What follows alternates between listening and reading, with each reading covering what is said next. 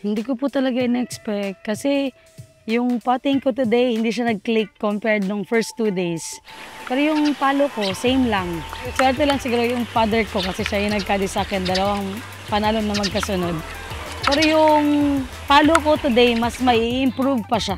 Mas lalo yung putting ko kasi ang dami kong miss. Siguro mga 4 na one driver na miss ko today.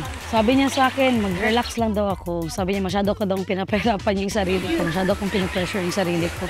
Kaya ko naman daw. Relax lang daw talaga.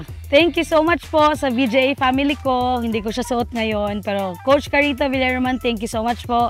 Sa Only Birdies, thank you so much. Sa student ko, para sa golf shoes ko, thank you so much kay Kirake.